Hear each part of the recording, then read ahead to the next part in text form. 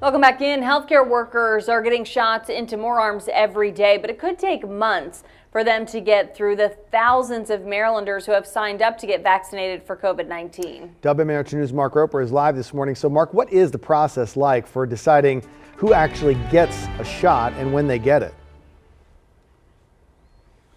Good morning, Christian. Well, besides waiting to see which vaccination group you belong to becomes eligible to get that shot, and then going online to pre-register for your appointment, much of what happens next can happen at random.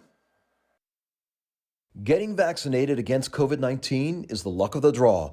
Ruth Ross signed up online and got a vaccination appointment scheduled for just 1 week later, while her cousin Lenny Lebowitz says she registered online as soon as she was eligible for the vaccine, and she's still waiting. I always said I'd be first in line.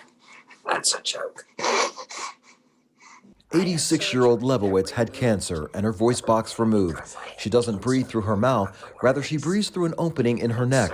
And considering her age and medical history, she says wearing a mask doesn't give her the protection that a vaccine would. And while the number of doses is in short supply, Ross's patience for her cousin to get an appointment also is running short. I wish that they would have on the forms, are you at high risk?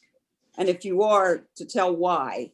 Because that way, you know, everybody that's fine would, you know, they could be put back a little bit so that the people who really are, you know, at risk could be vaccinated sooner. We don't have the capacity to essentially prioritize people on their medical history. And what I've suggested to people is that they reach out to their primary care provider, talk to them about where they could potentially be vaccinated. Lebowitz signed up with several different hospitals to increase her chances of getting an appointment, but she's yet to receive the email she's been waiting for. Anne Arundel County Health Officer Dr. Nilesh Kalyanaraman has a plan for one-stop pre-registration. We're working with the hospitals to share lists so that we're working off of a common set of people and making it easier for the public to figure out, okay, here's where I have to go. So if we share a list with the hospital, they share a list with us, so we can coordinate and you get one email, you get your appointment list. That's our goal. Getting that appointment can take time and patience.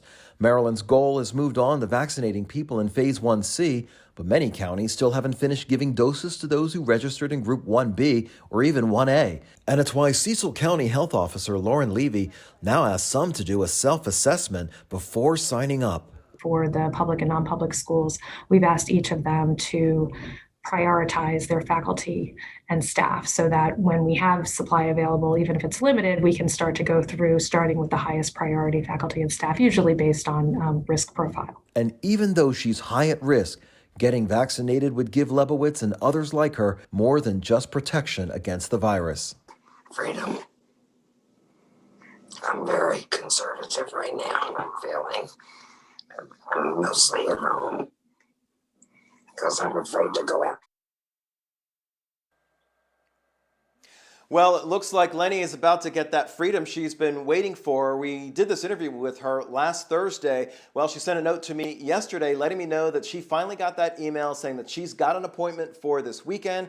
So it looks like things are shaping up for Lenny after about a month's wait for that appointment. Tonight at 6, we'll hear how health officials are still trying to sign people up to get vaccinated, even though the vaccine is on short supply. Reporting live, Mark Roper, WMAR 2 News.